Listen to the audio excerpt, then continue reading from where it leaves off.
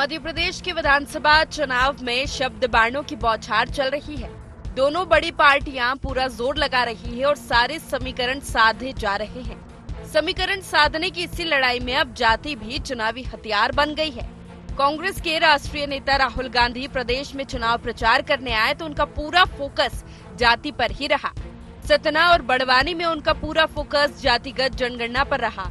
उन्होंने आंकड़े गिनाकर ये बताने की कोशिश की कि देश और प्रदेश में ओबीसी का हक मारा जा रहा है। सरकारी सिस्टम में उच्च जातियों के लोग कब्जा जमाए बैठे हैं, इसीलिए ओबीसी और दूसरे आरक्षित वर्गों को उनका अधिकार नहीं मिल पा रहा। तो नरेंद्र मोदी जी कहते हैं, शिवराज चौहान जी कहते हैं कि मध्य प्रदेश में ओबीसी की सरकार चल रही है। मध्य प्रदेश की सरकार को, दिल्ली की सरकार को एमएलए नहीं चलाते। मध्य प्रदेश दिल्ली की सरकार को सरकारी अफसर चलाते हैं, आईएएस के लोग चलाते हैं। मध्य प्रदेश को 53 सेक्रेटरी चलाते हैं, सरकारी अफसर हैं। मध्य प्रदेश का पूरा बजट जो है, इसको ये 53 लोग बांटते हैं। तो अगर ओबीसी की सरकार है तो 53 ऑफिसर में से ओबीसी होंगे। भाई और बहनों, 53 में से आप जानते हो कितने अफसर हैं ओबीसी वर्ग के मध्य प्रदेश में? जहां नरेंद्र मोदी, शिवराज चौहान जी आपसे झूठ बोलते हैं कि ओबीसी की सरकार चल रही है, आपको मालूम है कितने हैं? 53 में से एक। ओबीसी 50%, भागीदारी 100 रुपए में से 33 पैसा। मोदी जी कहते हैं कि पिछड़ों की सरकार है। भाई और बहनों, अगर पिछड़ों की सरकार है तो नरेंद्र मोदी और शिवराज चौहान जाति जनगणना से इतना क्यों डरते हैं? क्यों? क्योंकि वो आदिवासियों को, दलितों को, पिछड़ों को अपनी सच्ची आबादी नहीं बताना चाहते। भाई और बहनों, मध्य प्रदेश को 53 अफसर चलाते हैं। 53 में से भाई और बहनों एक ओबीसी अफसर है। मैं चाहता हूं कि जाति जनगणना हो जाए और पूरे देश को पता लग जाए इस देश में कितने दलित हैं, कितने आदिवासी हैं, कितने ओबीसी हैं। उसके बाद दलितों को, आदिवासियों को और पिछड़ों को सही भागीदारी मिलनी चाहिए। जितनी आबादी उतनी भागीदारी। राहुल गांधी के इस बयान को भाजपा देश को बांटने की कोशिश करार दे रही है। भाजपा का कहना है कि राहुल गांधी दावा तो मोहब्बत की दुकान खोलने का कर रहे हैं, लेकिन उसमें बेच नफरत का सामान रहे हैं। बीजेपी राहुल गांधी को जातिगत जनगणना पर कांग्रेस के पूर्व प्रधानमंत्रियों के नजरिए को भी याद दिला रही है। राहुल गांधी जी को पहले कांग्रेस का इतिहास देखना चाहिए। इनकी दादी स्वर्गीय इंदिरा गांधी जी, इनके पिता स्वर्गीय राजीव गांधी जी, ये दोनों जातिगत जनगणना के विरोध में थे। ये हमेशा बात करते थे कि देश में जातिगत जनगणना नहीं होनी चाहिए। किंतु अभी राहुल गांधी जी जो एक ढोंगी बनने का प्रयास कर रहे हैं, वो ओबीसी की बात कर रहे हैं। इनको ये भी बताना चाहिए कि कांग्रेस के इतिहास में कितने प्रधानमंत्री और कितने मुख्यमंत्री ओबीसी से समाज से बना पाए। आज देखिए, भारतीय जनता पार्टी ने मध्य प्रदेश में 3 ओबीसी मुख्यमंत्री दिए हैं। रही बात प्रधानमंत्री की, तो हमने पहला ओबीसी प्रधानमंत्री भी आदरणीय नरेंद्र मोदी जी के रूप में आज देश को दिया है। ये हमेशा कांग्रेस तुष्टीकरण करती रही है और उससे समाज में हमेशा विध्वंस फैलाने का काम किया है। निश्चित रूप से भारतीय जनता पार्टी किसी भी तरह के ऐसे एजेंडों में फंसने नहीं वाली है। हम सर्वधर्म समभाव की बात करते हैं, हम सर्वसमावेशी विकास की बात करते हैं। मध्य प्रदेश में ओबीसी की आबादी 50% से ज्यादा है। माना जाता है कि ओबीसी पिछले कई चुनावों से सत्ता तय करते आ रही है। कांग्रेस आजादी के पहले से ही जातिगत जनगणना के विरोध में रही है। महात्मा गांधी, पंडित जवाहरलाल नेहरू, इंदिरा गांधी, राजीव गांधी और मनमोहन सिंह तक की सरकारें जातीय जनगणना के विरोध में रही। लेकिन बिहार से उठी जातीय जनगणना की मांग और इस पर ओबीसी वोटों की एकजुटता ने कांग्रेस को भी इसके समर्थन में खड़ा कर दिया है। देखना यह है कि चुनाव में कांग्रेस को इसका फायदा मिलता है या फिर सीएम शिवराज सिंह के कोई माई का लाल आरक्षण नहीं छीन सकता के बयान की तरह नुकसान उठाना पड़ता है। Bureau report, IND 24।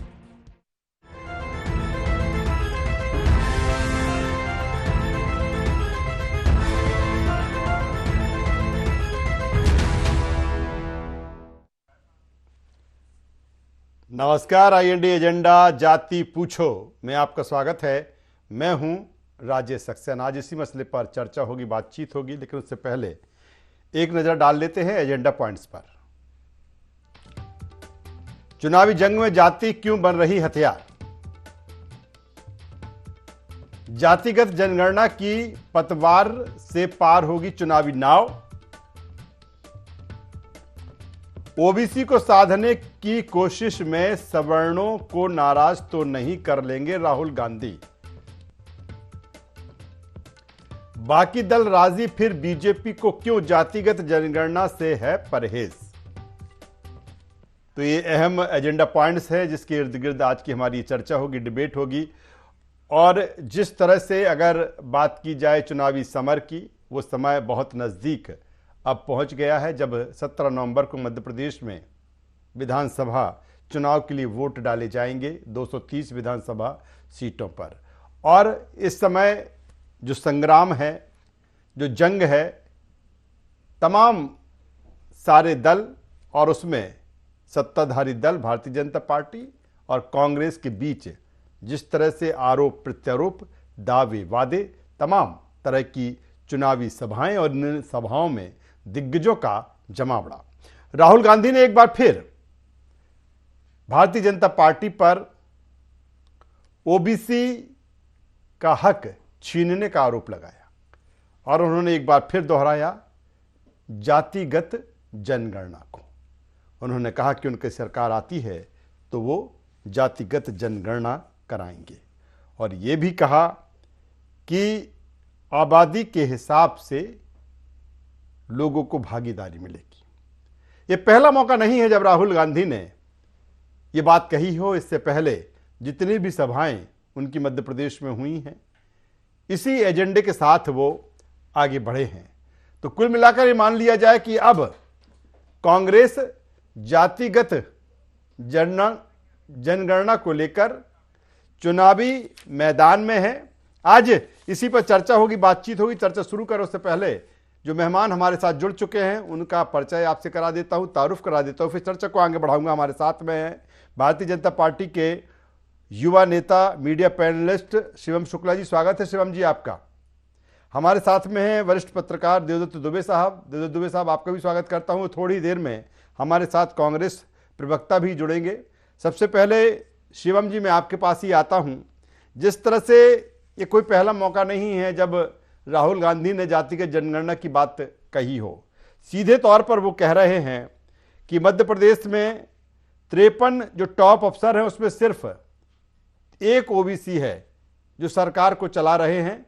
दावे बहुत होते हैं, ओबीसी के हक की बात करती है भारतीय जनता पार्टी, भलाई की बात करती है, लेकिन हकीकत में ये दूर है। क्या कहेंगे? देखिए राजेश जी, सबसे पहले तो मैं आपको एवं आपके सभी दर्शकों को धनतेरस की शुभकामनाएं देता हूं। मैं चाहूंगा कि भगवान सभी को आरोग्य रखे और सुख और समृद्धि दें। अब हम बात करते हैं जो हमारा सबसे महत्वपूर्ण विषय है। देखिए आज अगर हम बात करें कांग्रेस पार्टी के इन विषयों पर स्टैंड की, देखिए भारतीय जनता पार्टी जब से हमारी स्थापना हुई उसके बाद से जो विषय ऐतिहासिक रूप से पूरी इतिहास की धारा को बदलने का कहीं ना कहीं उनके अंदर सक्षमता होगी, तो उन पर हमने एकजुटता रखी थी। कांग्रेस पार्टी जो आजादी के वक्त जातिगत जनगणना का विरोध करती थी, अंग्रेज तो कराते ही थे, सत्ता हस्तांतरण इनके हाथ पर हुआ, इन्होंने जातिगत जनगणना को बंद करवा दिया। तो पहले तो कांग्रेस पार्टी को यह बताना चाहिए कि इन लोगों ने किन आधार पर, किस तथ्यों को मानते हुए, किन वजहों से जातिगत जनगणना को बंद करवा दिया। और ऐसा विगत 10 वर्षों में क्या बदल गया कि सत्ता में रहते हुए तो ये जातिगत जनगणना करवाना नहीं चाहते थे, अचानक से इन्होंने जातिगत जनगणना का राग अलापना शुरू कर दिया। दूसरी सबसे महत्वपूर्ण चीज, मंडल आयोग की सिफारिशें जब कहीं ना कहीं लागू की गई तब राजीव गांधी जी ने संसद के पटल पर खड़ा होकर के इसका विरोध किया। और आज राहुल गांधी जी अपने पिताजी के स्टैंड के विपरीत जाते हुए इसके समर्थन में क्यों नजर आ रहे हैं? दूसरी सबसे महत्वपूर्ण बात, भारतीय जनता पार्टी जब से सत्ता में आई तो आप एक बड़ा परिवर्तन देखेंगे कि चाहे वह राज्यों की बात हो या केंद्र के स्तर पर हो, ओबीसी वर्ग का प्रतिनिधित्व राजनीतिक रूप से सुनिश्चित हुआ। हमने कई प्रदेशों में मुख्यमंत्री ओबीसी वर्ग के बनाए, हमने देश के प्रधानमंत्री या स्वयं उस वर्ग से आते हैं, लेकिन इस वर्ग की कभी इस प्रकार से बहकावे अथवा भड़काने की राजनीति नहीं की। हमने सर्व समावेशी राजनीति की, सभी को बराबर प्रतिनिधित्व दिया और लोकतंत्र में उन सामाजिक वर्गों का भी हमने ध्यान रखा जो संख्या बल के लिहाज से उतने महत्वपूर्ण नहीं है। लेकिन कांग्रेस पार्टी आज चूंकि सत्ता से दूर है तो पूरे समाज के ताने बाने को छिन्न भिन्न करते हुए नफरत की आग को अपनी चलाना चाहती है। पिछले चुनावों में भी हमने देखा मध्य प्रदेश में इन्होंने किस प्रकार से पूरे प्रदेश में अगड़े और पिछड़े की लड़ाई को प्रमोट किया था, पूरे प्रदेश में वर्ग संघर्ष की स्थिति उत्पन्न की थी। और एक बार चलिए शिवम जी, हमारे साथ अमित ताबरे जा रही है, प्रदेश प्रवक्ता कांग्रेस हमारे साथ जुड़ चुके हैं। अमित जी स्वागत करता हूं आपका। और आवाज पहुंच रही है अमित जी आप तक हमारी? हाँ बिल्कुल आपकी। चलिए, मेरा सवाल इसी बात को लेकर है कि आप जातिगत जनगणना की बात कर रहे हैं। ये कोई पहला मौका नहीं है जब राहुल गांधी ने जातिगत जनगणना की बात आज कही हो। इससे पहले जितनी भी सभाएं उनकी हुई हैं, उन्होंने जातिगत जनगणना की बात कह रहे हैं वो।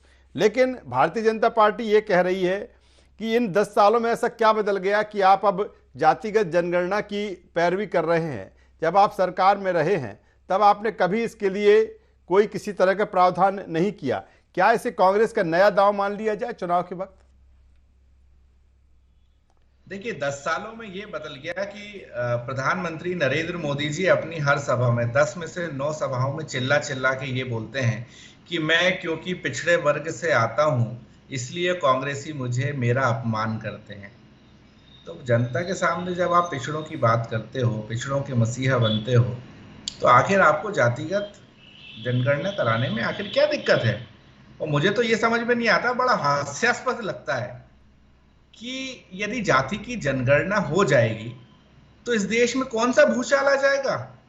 कौन सी ये तोड़ने की राजनीति या कौन सी ऐसी बात है कि ये जो भारतीय जनता पार्टी के नेता कह रहे हैं बिहार में हुआ, तो बिहार में कौन सी बवाल आ गया?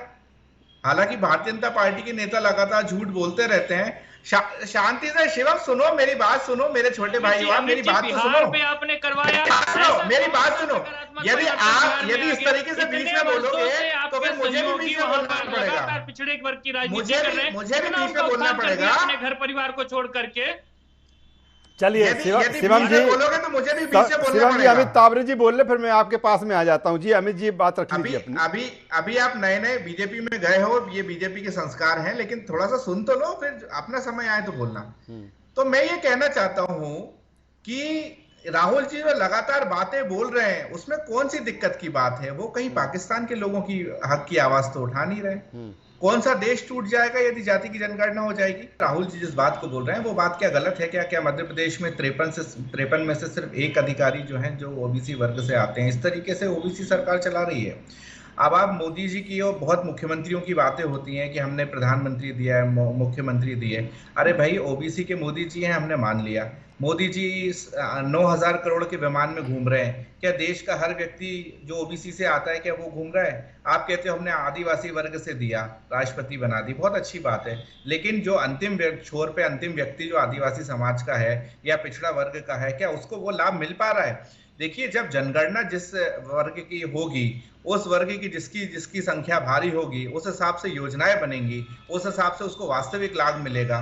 मैं तो भारतीय जनता पार्टी के हर एक नेता से बस इतना पूछना चाहता हूं कि ये लोग जो लगातार इस बात को कह रहे हैं कि यदि जाति की जनगणना होगी तो ये टूटने वाली जो बात आएगी या बहुत बड़ी कोई देश में बवाल हो जाएगा, तो ऐसा कैसे संभव है? ये क्यों इस तरीके का दुष्प्रचार कर रहे हैं? चलिए मैं अमित जी आता हूँ, देवदत्त दुबे साहब से आता हूँ। 10 सेकंड मेरी बात और सुन लीजिए आप। ये बहुत बातें कर रहे हैं कि राजीव जी के जमाने में ऐसा और उनके जमाने में ऐसा, पहले ये बात होती थी कांग्रेस की। तो देखिए, ज्यादा पीछे मत जाइए। यदि बात उठेंगी तो बहुत सारी बातें उठेंगी। शिवराज जी अभी 3 साल पहले कहते थे सिंधिया राजघराने के मामले में कि इन्होंने अंग्रेजों के साथ मिलकर धोखा दिया, क्या आज वो कहेंगे? मेरे छोटे भाई शिवा में 1 साल पहले कहते थे राहुल गांधी जी बहुत अच्छे नेता है। तो अब परिस्थितियां बदल रही हैं। चलिए मैं आऊंगा। देवदत्त दुबे साहब वरिष्ठ पत्रकार हमारे साथ में है। चलिए देवदत्त दुबे साहब के पास में भी आ जाता हूँ। अमित जी, शिवम जी, मैं चाहता हूँ, मैं अभी चाहता हूँ शिवम जी, मैं चाहता हूँ देवदत्त दुबे साहब वरिष्ठ पत्रकार हमारे साथ में, उनकी भी बात आ जाए। देवदत्त दुबे साहब, किस तरह से देखते हैं कांग्रेस जिस तरह से पूरी तरीके से जातिगत जनगणना पर सवार होकर मोर्चे पर है? देखिए, कर्म से और पुरुषार्थ से वोट हासिल करने की बजाय राजनीतिक दल, कोई दल धर्म के आधार पर और कोई दल जाति के आधार पर, जो थोक में वोट की व्यवस्था है वो देखता है, वो किसके आधार पर हमें थोक में वोट मिल जाए। कितने धार्मिक कार्यक्रम हुए, उन्माद हुए, तो धर्म के आधार पर कोई दल बढ़ा, कोई जाति के दल पे।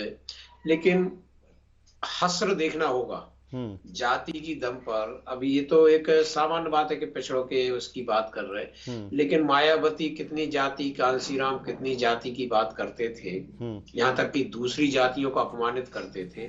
और आज उनका हस्र क्या है? जो लोग मंडल की राजनीति करते थे उनकी राजनीति का अंत क्या हुआ? देखिए, एक आम मानव है जो वो कहता है मानव की बात करो भाई, मानव क्या चाहता है, मनुष्य क्या चाहता है, समाज में समरसता चाहता है, वो योग्यता के आधार पर वो पद या नौकरी है जो भी है। आप जब तक ये भेद करते रहोगे, आपको ठीक है 1-2 चुनाव में थोक की व्यवस्था हो जाएगी, लेकिन आज जो लोग धर्म की बात करते थे, अब उनके देखो कि अब वो धर्म की बजाय और बातें करने लगे। आप ये तो देखो कि यदि आपने ठीक है पिछड़ों की जाति की आप बात करेंगे, एक बहुत बड़ा वर्ग है, तो उसको चुनाव के समय नहीं, उसको प्रक्रिया के तहत वास्तव में आप तब बात करिए। और पिछड़े में मैं देख रहा हूँ कि मान लो यादव जाति है, तो भाजपा ने भी यादव दिया, कांग्रेस ने भी यादव दिया, तो पिछड़ा 2 फाड़ हो गई ना। लोधी हुआ तो, कुशवाहा हुआ तो, पटेल हुआ तो, दोनों प्रत्याशी दे देंगे। तो ये कोई अंत नहीं है, इसका अंत केवल इसमें है कि आप समस्याओं के समाधान की तरफ ध्यान दें, मानव जाति क्या चाहती उसकी तरफ ध्यान दें। तो मुझे लगता है एक अच्छी समरसता का वातावरण बनाए, ये भेद ना करें। आज तो नई पीढ़ी है, वो तो पहले तो कितना छुआछूत का माहौल हुआ करता था। आज मैं देखता हूँ कि नई पीढ़ी में ब्राह्मण और दलित बच्चा भी एक ही रूम में रह के पढ़ रहे हैं, वो एक ही उससे खा पी रहे हैं, एक ही कप से चाय पी रहे हैं, वो बड़े अच्छे समरसता के साथ रहते हैं, उनको कोई नहीं। ये भेद की बात है, लेकिन इसमें ये समस्या ये है कि कोई एक दल यदि ऐसा करेगा समरसता का और दूसरा दल यदि धर्म जाति की बात करेगा, तो सब उसी होड़ में शामिल होंगे। चलिए, शिवम दुबे, शिवम शुक्ला जी हमारे साथ में का कल्चर शुरू हुआ, शिवम तो सब दल शामिल हो गए। बिल्कुल सही। शिवम शुक्ला साहब, जिस तरह से बात आ रही है जातिगत जनगणना को लेकर, क्या भारतीय जनता पार्टी जिस तरह से कांग्रेस कह रही है या जिस तरह से अमित तावरे जी कह रहे हैं, भारतीय जनता पार्टी जातिगत जनगणना के पक्ष में है?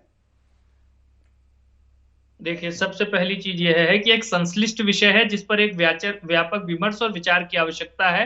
हमने अभी अपने दल के भीतर भी इस विषय पर एक मत नहीं बनाया है और न ही इसके क्या कॉन्सिक्वेंसेस होंगे, सामाजिक दृष्टिकोण से इसका क्या प्रभाव पड़ेगा और बाकी चीजों का भी इसका मूल्यांकन किया जा रहा है। हम सिर्फ और सिर्फ सत्ता की लोलुपता में अथवा वोट बैंक की चाहत में किसी भी ऐसे कदम का स्वागत नहीं कर सकते। इस पर विचार मंथन किया जाएगा, एक सिविल सोसाइटी में भी बहस होगी, मीडिया के माध्यम से भी इस पर सार्थक चर्चा होगी और उसके पश्चात इस पर भारतीय जनता पार्टी को स्टैंड लेगी। जो सबसे महत्वपूर्ण चीज है, छत्तीसगढ़ में इनकी सरकार है, वहां एक कमीशन बनाया जाता है जस्टिस छविलाल पटेल के कहीं ना कहीं उनकी अध्यक्षता में। उसकी रिपोर्ट को भूपेश बघेल सार्वजनिक नहीं कर रहे हैं। उसमें जातियों का डाटा है कि ओबीसी वर्ग में कौन सी जाति का कितना प्रतिनिधित्व है। क्यों नहीं कर रहे हैं? क्योंकि वह कुर्मी समुदाय से आते हैं। छत्तीसगढ़ में साहू समुदाय की ओबीसी में आबादी सबसे ज्यादा है, तो उनकी खुद की जो भागीदारी है सत्ता में, उस पर प्रश्न चिन्ह लग जाएगा। तो देखिए, कांग्रेस इसी मानसिकता के साथ काम कर रही है। और मैं एक बात पूछना चाहूंगा, अगर इसी पर देश चलना है कि जिसकी जितनी भागीदारी उसकी उतनी हिस्सेदारी, तो जो वर्ग कहीं ना कहीं वोट बैंक के रूप से कमजोर है, जिनका संख्या बल उतना मजबूत नहीं है, तो लोकतंत्र में उनकी चिंता कौन करेगा? अगर किसी व्यक्ति के पास एक मत भी अपना है, तो लोकतंत्र में तो उसके लिए भी हमारे संविधान ने व्यवस्था बनाई है कि वह भी अपने आप को समूह से कहीं बाहर का महसूस न करे। लेकिन कांग्रेस पार्टी आज उसी मानसिकता के साथ चले। दूसरी सबसे महत्वपूर्ण चीज, जो यह बार बार ओबीसी वर्ग के सचिवों की बात करते हैं, ओबीसी वर्ग के लिए आरक्षण जब हमारी सरकार के समर्थन से वीपी सिंह की सरकार चल रही थी, 91 में लागू किया गया। अभी जो और उसके बाद उसका इंप्लीमेंटेशन 95 से यूपीएससी में हुआ, सन 95 के बाद। अभी जो वर्तमान में सचिव है भारत सरकार में अथवा राज्य की सरकारों में 91 या 92 के बैच के हैं, तो कैसे ओबीसी वर्ग का प्रतिनिधित्व हो जाएगा? इतने वर्षों तक, 50 वर्षों तक आपने उनका कोटा दबा करके रखा था। अगर समय से दे देते, आजादी के वक्त दे देते, तो शायद स्थिति बेहतर होती। और दूसरी सबसे महत्वपूर्ण चीज, अगर एक मुख्यमंत्री फैसला ले रहा है अपने राज्य में, तो वह 100 रुपए का निर्णय ले रहा है। आप ये क्या जनता को पाठ पढ़ा रहे हैं कि आपकी हिस्सेदारी 10 पैसे की है, 5 पैसे की है, 2 रुपए की है? राहुल गांधी जी, पहले आप अपनी जाति तो निर्धारित कर लीजिए, आप कौन से जाति वर्ग के आते हैं। आज कमलनाथ जी कांग्रेस के पूरे प्रदेश में पोस्टर लगाते हैं, एक ओबीसी वर्ग का नेता उस पर नहीं है। क्या है? वही 3 परिवार के नेता है, सोनिया गांधी जी, राहुल गांधी जी, प्रियंका गांधी जी, मल्लिकार्जुन खड़गे जी जो उनके रबर स्टैंप अध्यक्ष है, और बंटाधार और कमीशन नाथ की फोटो है। आपका ओबीसी वर्ग के नेता नहीं है। जीतू पटवारी कहाँ गए? अरुण यादव कहाँ गए? बोलो ना, उनको मुख्यमंत्री बनाओगे, कैसे आप भागीदारी उनको दे देंगे? यह चीजों पर कांग्रेस पार्टी को जवाब देना चाहिए। चलिए, जवाब ले लेता हूं। लगातार 3 ओबीसी वर्ग के मुख्यमंत्री। शिवम जी, जवाब ले लेता हूं। अमित तावरे साहब, जवाब दे दीजिए, फिर मेरा सवाल आएगा। राजेश जी आखिरी बात बोल देता हूं। जी। भारतीय जनता पार्टी ने 3 ओबीसी वर्ग से मुख्यमंत्री दिए, लेकिन मुख्यमंत्री बनाने का आधार ओबीसी वर्ग से होना नहीं था, उनकी पॉलिटिकल कॉम्पिटेंस थी। उन्होंने जिस प्रकार से सामाजिक जीवन में प्रदेश को बेहतर करने की उनकी दक्षता है, उसके आधार पर वह उन पदों पर है, अपनी जात की वजह से नहीं है। प्रधानमंत्री अमित जी जवाब ले लेता हूं। वजह से नहीं, पूरे देश में अपनी स्वीकार्यता की वजह से। अमित जी जवाब दे दीजिए। देखिए, बातें स्पष्ट हैं। हमारे नेता, सर्वमान्य नेता राहुल गांधी जी हैं, और जो वो बात कर रहे हैं जातिगत जनगणना, अरे उनकी जाति बता दो भाई, उसमें कौन सी जाति के हैं हम वो? अरे शांत तो रहो थोड़ा सा, शांत। लेकिन अमित जी वो कह रहे हैं कि आप कह रहे हैं मध्य प्रदेश में सरकार आते ही हम जातिगत जनगणना कराएंगे, लेकिन वो कह रहे हैं छत्तीसगढ़ में आपकी सरकार रही, वहां पर क्या हुआ, वहां पर क्यों नहीं करा पाए आप? अरे जो कराई उसकी रिपोर्ट आप यदि छत्तीसगढ़ की बात करोगे, कमीशन की, आप छत्तीसगढ़ की बात करोगे तो मैं बाकी जगह की भी बात करूंगा, लेकिन आज बात हो रही है मध्य प्रदेश पे, तो मैं मध्य प्रदेश की बात करूंगा। दूसरी बात यह है कि भारतीय जनता पार्टी कितना भी बातें कर ले, केंद्र में जब हमारी सरकार बनेगी हम वहां भी कराएंगे, हम यहां भी कराएंगे। और ये क्योंकि देखिए, ये सिर्फ पिछड़ों को सिर्फ बातों की बातें करते हैं।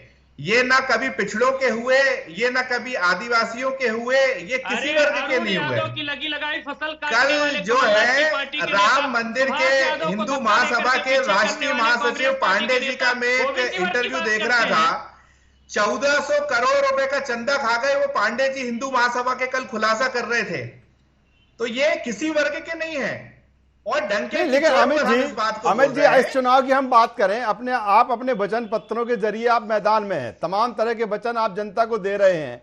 फिर अगर राहुल गांधी जी की बात करें तो पूरी तरीके से फोकस्ड वो जातिगत जनगणना पर है। आपको नहीं लगता कि जिस तरह से चुनाव जो चीजें अपील करेंगी जनता में, वो चीजें ना होकर फिर जातिगत जनगणना पर आ पा रहे? फिर बीजेपी कहती है कि चुनाव का वक्त है इसलिए आप ऐसी बात कर रहे हैं, जब आपकी सरकार रही थी, जब आपने नहीं किया।